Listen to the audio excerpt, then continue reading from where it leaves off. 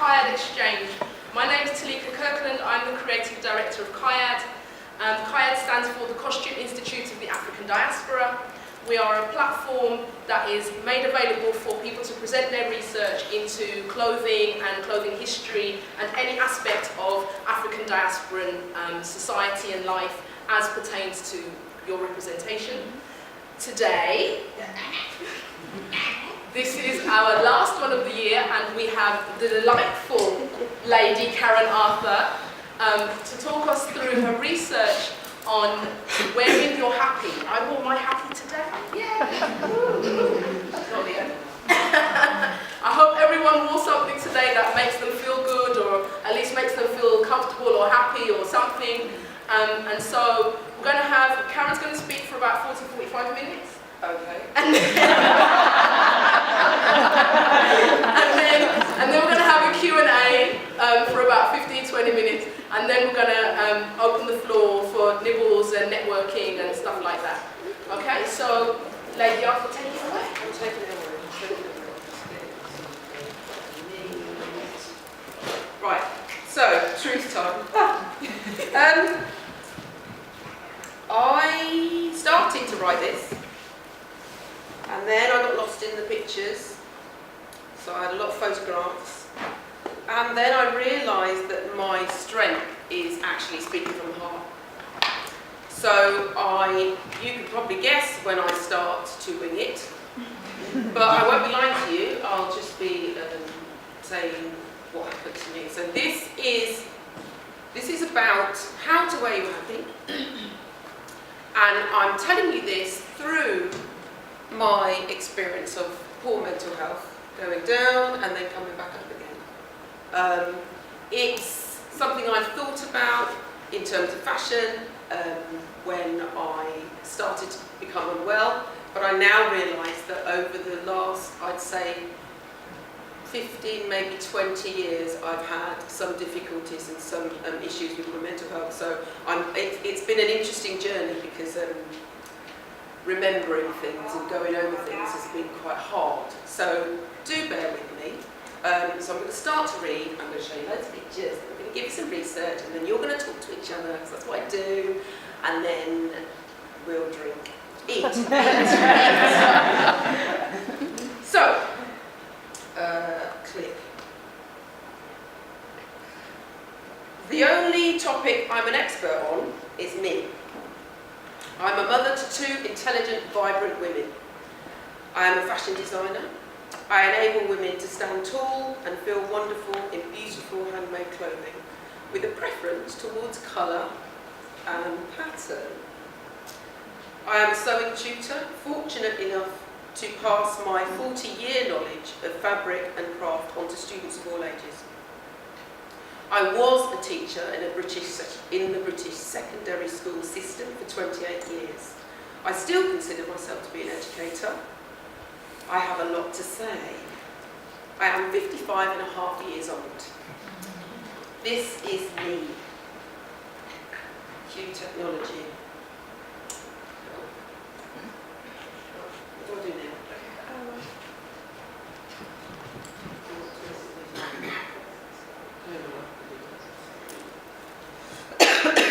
Sorry guys, this is nerves. I do actually know how to use YouTube. Standing tall, it's not a physical thing, it's a metaphorical thing, and I think that everybody should have the opportunity to wear clothes that make them feel very special. Women come to me for something unique. They come to me because they know that I create beautiful handmade clothes. They come to me because they have an event to go to and they want to look amazing. They come to me because they want an item that they will cherish. They come to me with an idea of how they want to look, but they're also not sure exactly what they want, and so they know that I'll be able to help them achieve that. There are so many rules for women. There are so many fashion rules, it's ridiculous. You can't wear this with this. If you wear a certain hemline, you have to wear a certain chain. If you're a certain weight, then you can't wear something that's close to your body. You should be able to celebrate your body, and you should be able to celebrate the fact that you're unique. And I think clothing should reflect that. You should feel dressed up without being trussed up.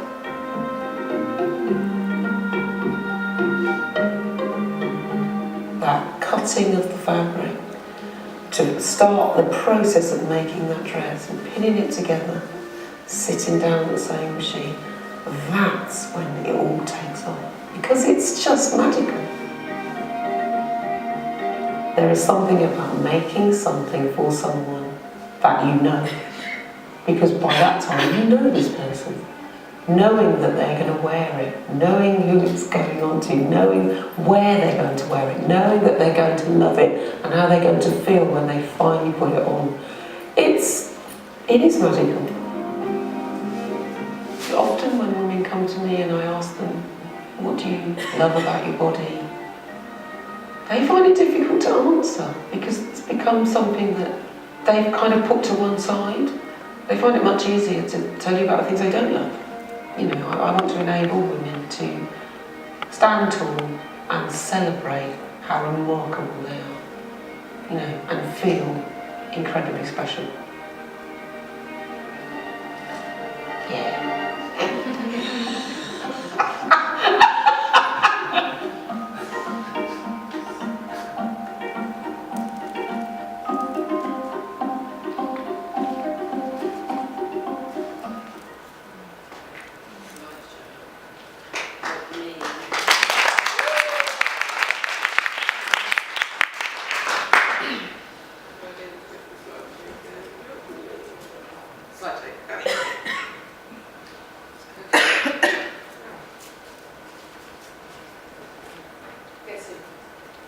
So you may or may not believe it, but that's me.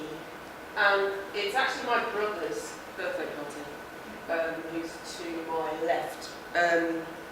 I could always sense a camera, funny that. So, a little bit, a lot about me. I was born in London, Balham to be exact, in the early 60s to Bayesian parents who had emigrated to the UK a year before. My mother was a secretary in a large typing pool. But my father, a lay preacher, found it difficult to get work that paid well enough to feed our family. So when I was 4, my brother was 2, we moved to Banbury, a small conservative town in Oxfordshire, 77 miles away from London. A factory called General Foods were offering jobs in their factory with a relocation package. 2 more siblings were born and we settled into this picturesque town. My parents, especially my very strict father, desperate to fit in, tried their utmost to assimilate into the British culture. I was enrolled in Girls' Brigade. We all had classical piano lessons, and we ate fish fingers and chips for tea, with unlimited Angel Delights. Anybody remember Angel Delights? Mate. And sherry trifles from my dad's workplace. To this day, my favourite comfort snack is a fish finger sandwich. I hate trifle though, go figure. The one time my mum tried to get me to finish some okra and cuckoo, a popular Barbadian cornmeal dish. Before going out, I ran from the table to my waiting friends outside. I caught hell when I returned, but she never made me eat the slimy food again. Apologies to those of you who love okra. I'll get into it. I was a good student. I was very academic. I loved school. I was good at most subjects apart from maths and French. I had friends from both sides of the fence. Diane was well behaved and studious. Joy and Catherine smoked and knew all about sex, a taboo subject in my household. The fact my brother and I were the only black kids in the entire school of just under 2,000 didn't escape me. But after a racial taunting experience on the way home from primary when I was 6, when my mother told me to respond next time with, "Sticks and stones may break my bones, but names will never hurt me," my little 6-year-old said, I tried to let it roll off my back. So I became immune, and I'm putting that in speech marks. And on the whole, I was left alone. I mean, I was still last to be picked for sports teams, despite being far and away the fastest and most adept sports performer in my class. And when the worksheets were handed out in class, the boy distributing them would accidentally miss me out. But hey, No one actually touched me, did they? So I was cool. School went. I should be showing pictures, shouldn't I? Sorry. That's Girls Brigade, guys. That's me and my little sister. Those. Let me just tell you about those seersucker trousers. This is probably my love of colour. We went to. My mother went to America. She went to New York to visit her sister, and she came back with these amazing trousers. You can't see them, but they're really tight, and they had a massive flare. If anybody knows seersucker, it's like a cotton with a bubbled stripe. I haven't seen it recently. I wore those trousers to death. I think they were a little bit tight actually. And my mother tried to put them in the bin, and I went in the bin and I got them back out. And in the end, oh gosh, when they came off me, I cut 2 hands shapes out of them and made a little denim halter top. So, oh my mother! By that time, my parents were divorced, so I managed to get away with it, but I haven't got pictures. Yeah, anyway, so school went. My art teacher took an interest in my studies, and me, to be honest, when my dad left my mum. It's only recently that I truly realised how traumatic the experience of divorce was for her. This is my mother. So I need you to imagine this. She's moved. She came to London. She was sponsored by her father, because in those days, if you wanted to come from the Caribbean, you had to be sponsored by somebody already living here. So my father followed her. They got married. They moved, lock, stock and barrel, kids, everything, to Banbury. And then he falls in love with somebody else, and he emigrates across the water to Canada with his new wife to one of the only states, one of the only places in Canada where British jurisdiction doesn't reach, so no money, no maintenance, no nothing. I don't remember who took this photo. And I found it fairly recently, given how old I am. But I suppose it's in my later years, having gone through a breakup myself and, suffered through relationships myself, I kind of see lots more into that. Before I used to look at, get wistful about the nostalgia of the 70s curtains, or, remember that chair that we used to have that she's now gotten rid of. But now I can have better, more insightful conversations with her now that I'm old. Moving on. That's a bit sad. Oh, that's my report. My report says, and I can't believe I've still got this, by the way. Karen is an able girl who should do well if she concentrates at all times on the task in hand. Does that sound familiar? Oh my God, I only found that today. I was a talker, what can I say? So, I did a few fashion shows, a bit of modelling, and I decided to enter myself into a modelling competition when I was 17. The magazine was called Look Now. If anybody's as old as me, they might remember it. I'm trying not to look at you for it. And Look Now was a magazine for teens, teen girls. And the prize, so thousands of girls, there were heats all over Britain, and I went to the nearest heat, was in Oxford. And I remember I wore an outfit I'd made, and I've just remembered, I put a stuffed bird in my hair. I don't even know what was going on there.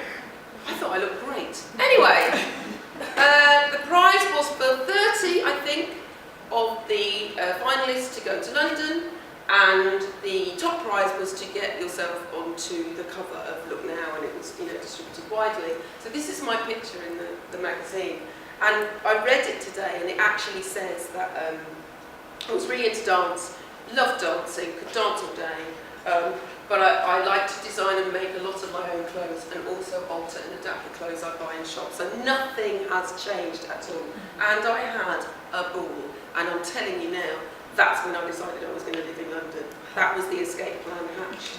I didn't win, guys.